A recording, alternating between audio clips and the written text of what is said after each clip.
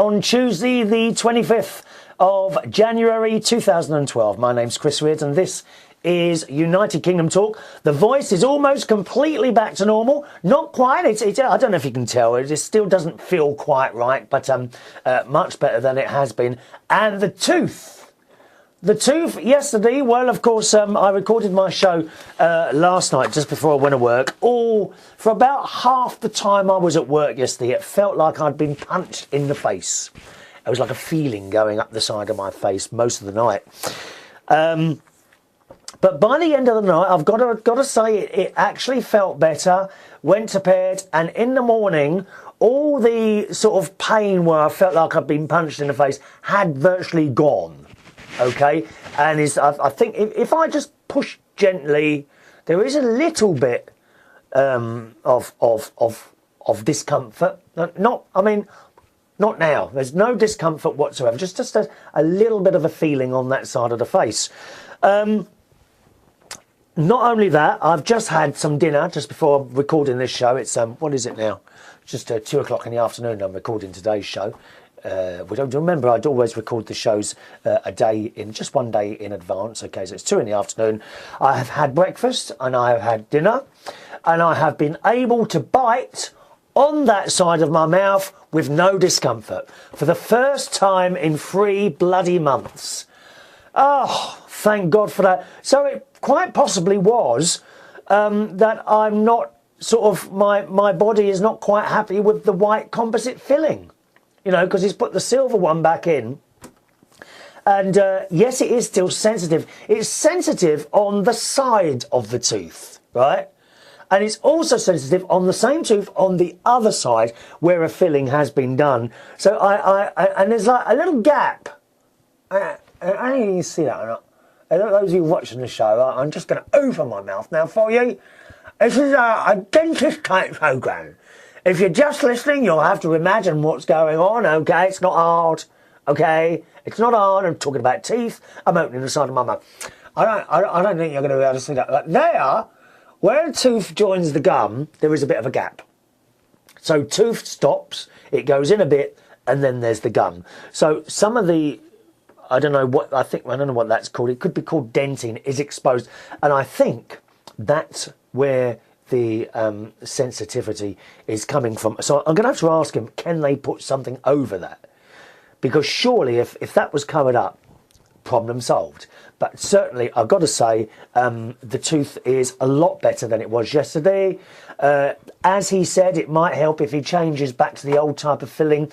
That's definitely helped, because now I can do that and no pain at all, no discomfort. Well, I said before to you, it wasn't a pain, it was more of discomfort. So there we are.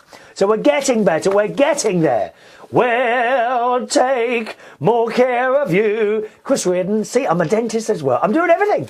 I've got to have a little look at my car in a moment. Bit of a problem with the car. I've got diesel fumes coming in, dear. It seems I popped into the garage and I've got to take it in Thursday. He reckons either some rubber thing's gone, so that the exhaust, instead of going straight out the back tube, it's coming into the engine and being sucked into the air vents. Because there's 2 settings, you see. If you put it on the right, it takes in the air from outside, and then the fumes come in. If I put it on the left, it recirculates the air in the car itself, and you don't get the fumes. So I've left it on the other one, you know, on the recircle at the moment, so it's okay. But definitely there's a bit of a smell there. Hope it's not a blown exhaust, which would be unusual for a diesel car, because the fumes that come out the back apparently, although I'm not a technician at all, apparently are not as acidic as petrol, which is why you replace petrol exhausts quite often, don't you? Well, not often, but you know what I mean, more often than diesel. The other thing that seems to have developed last night on the way home was a bit of a rattle when the engine is just ticking over. You know, when I haven't got, if I put my foot on the accelerator, the rattling stops. So I think after I finish the show today, I'm going to pop the bonnet and see if Chris Reardon not only is he a dentist, but also a mechanic as well. Remember, I put those, what else did I fix? Oh, nothing. Sorry, what did I fix something this week? No, was it? Well, I mean, I oiled a couple of bike chains. I mean, that's practically a mechanic, isn't it? Come on. There we are. Okay, some of your emails are coming up, as always, boys and girls. A couple of items of news that I've spotted. First of all, on yesterday's BBC website, we've got to be the best website in the world, the BBC website. Have a look, bbc.co.uk/news. Get all your news from there. It's wonderful. And I picked this off the site yesterday, and this is just fantastic. Early results from the world's first human trial using embryonic stem cells. I'm not quite sure what they are, but I mean, they know what they're talking about. To treat diseases of the eye suggest that the method is safe. Isn't that fantastic? They've done some of these trials at London's Moorfields Eye Hospital.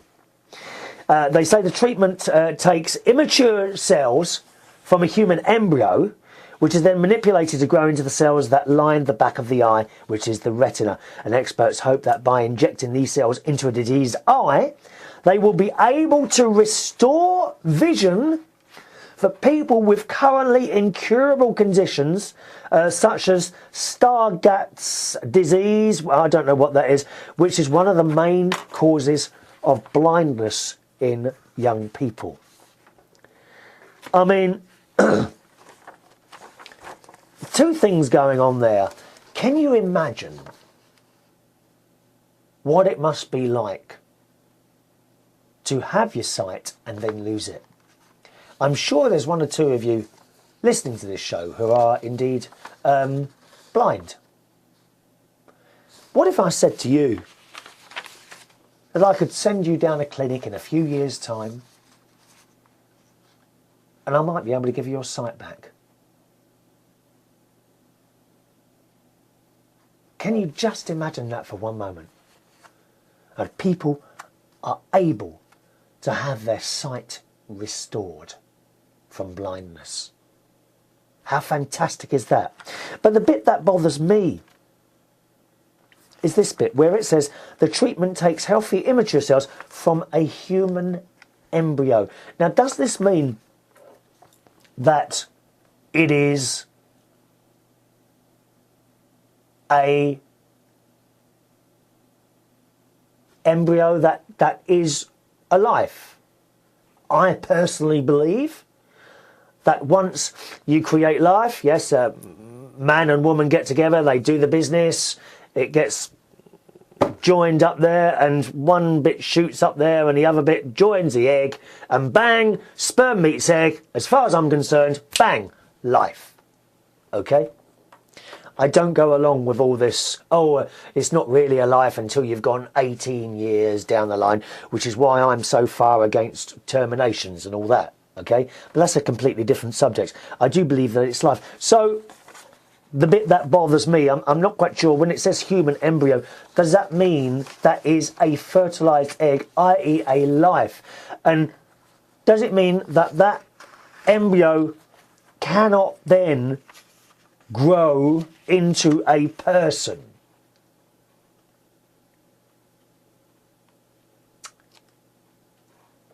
Do you see what I mean? Have we killed a person to give someone else their sight back? It's a very, very difficult thing, isn't it? You know, I mean, we could go on forever about this. There are people that say, well, the embryo wasn't wanted anyway, so why not use it for spare parts? Is that okay? I don't know. Is it indeed any different from the reason that many of us, possibly most of us, are still here because the experiments that were done on animals and people over the years, with a lot being done, of course, on our poor Jewish friends by the Germans in the war. A lot of Jewish people died having been injected with all sorts of nasty diseases and experimented on. But we are here A lot of us are here because of those experiments. So is that any different? Your thoughts on that, please. My email address is chris@unitedkingdomtalk.co.uk. You know, I've often said about the business where they experiment on animals.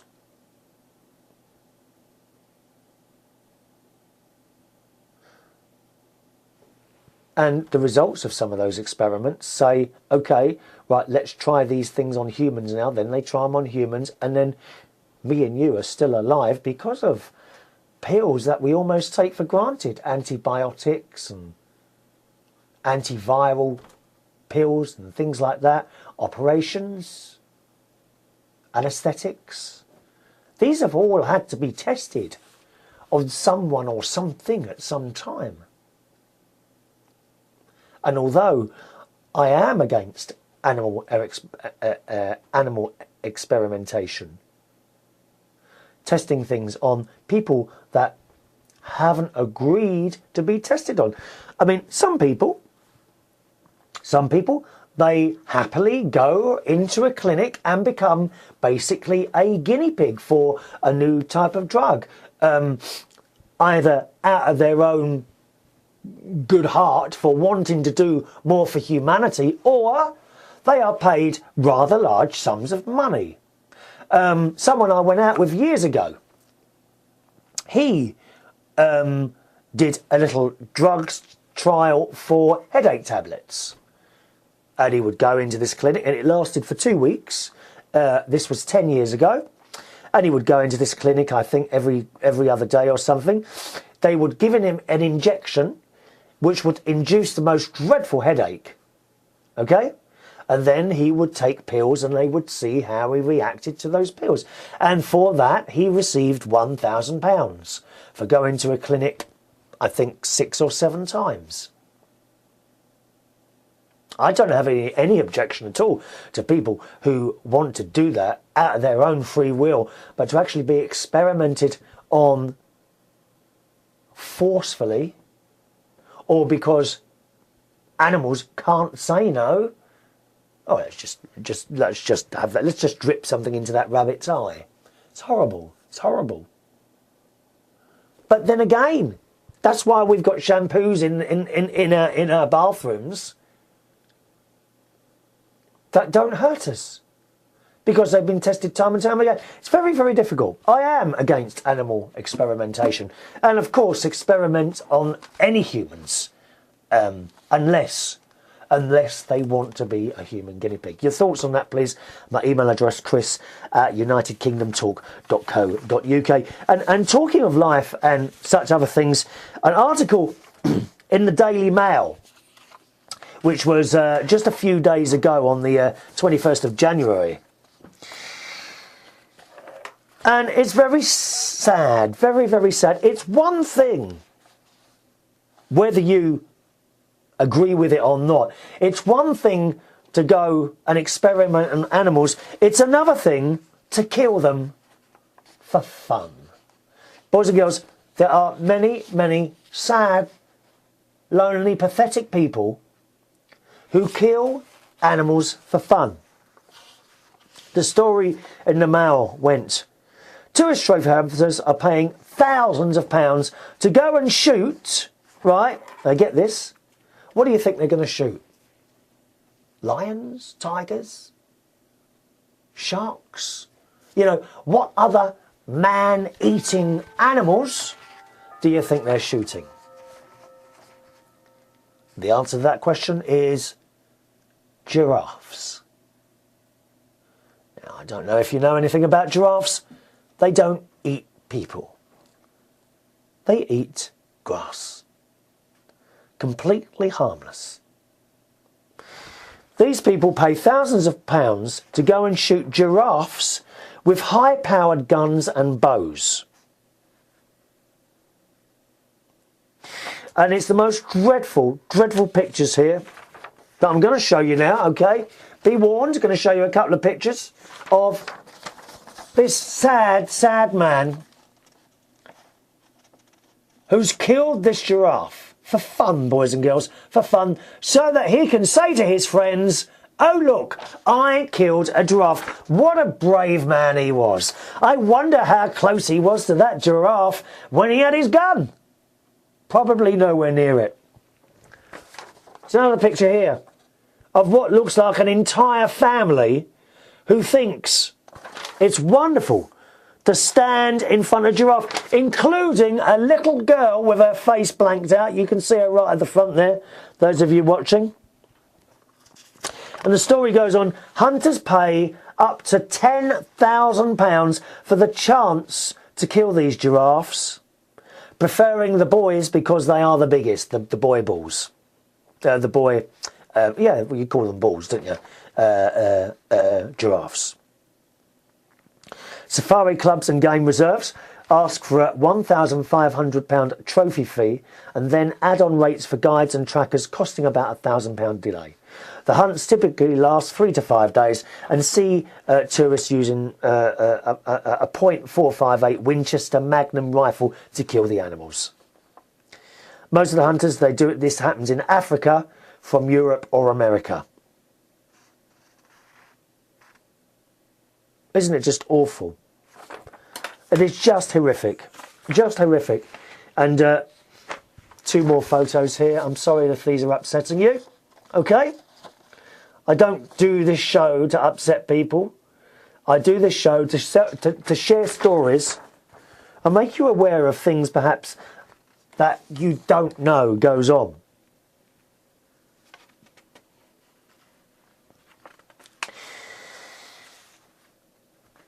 It's just awful.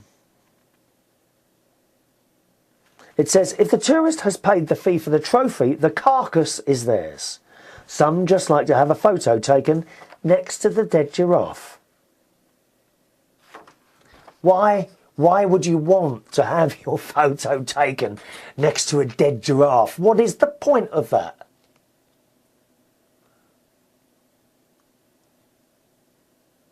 It's not like they're pests. You know. It's not like you get someone in to cure a rat or mouse problem that you might have in your house. These are like gentle giants, not harming anyone. Why would you want to go and kill such a beautiful creature? Dreadful. Your thoughts on that? My email address, chris@unitedkingdomtalk.co.uk. Oh, I don't know. Just makes me sick. Really makes me sick. Right, let's go on to a few of your emails then, boys and girls, after those little bits and pieces. Hello to Gary and Sue. Regular viewer to the programme is our Sue, aren't you, my darling? She says, hello, Chris. You were recently talking about taking your own sweets and drinks into the cinema to avoid being ripped off by the outrageous prices. And I do avoid being ripped off. I do not buy sweets and things in cinemas. I sneak my banana sandwiches and flask of tea in. Sue says, about a year ago, my mum and dad went to see a film in Wood Green, North London. They'd been to this particular place many times before and never had any issues.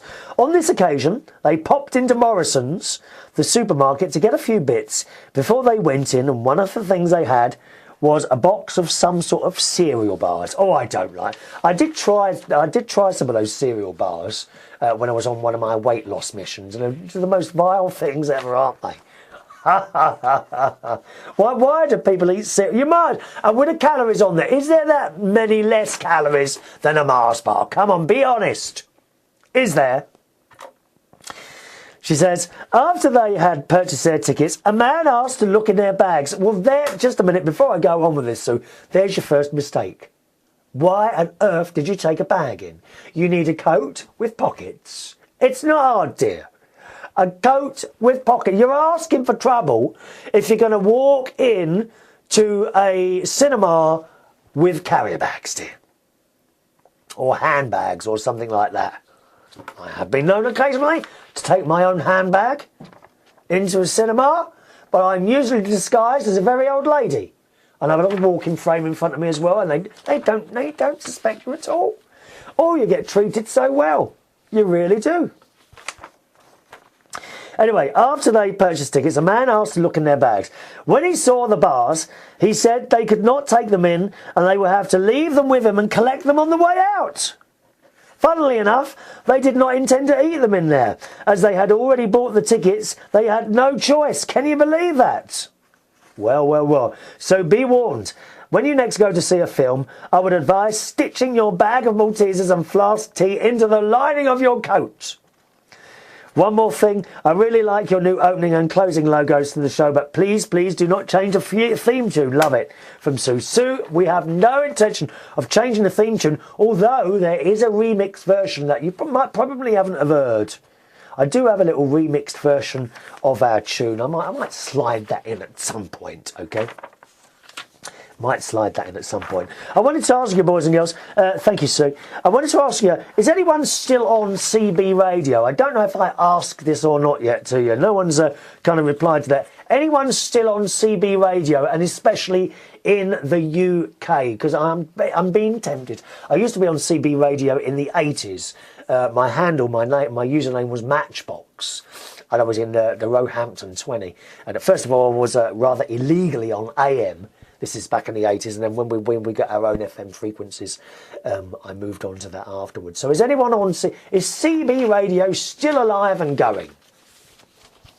I'd quite like to have a radio that would go miles and miles, though, because the CB ones, I think it's about 10 miles you can get out. I'd quite like to speak internationally. Now, is that called 10 centimetre radio or something like that?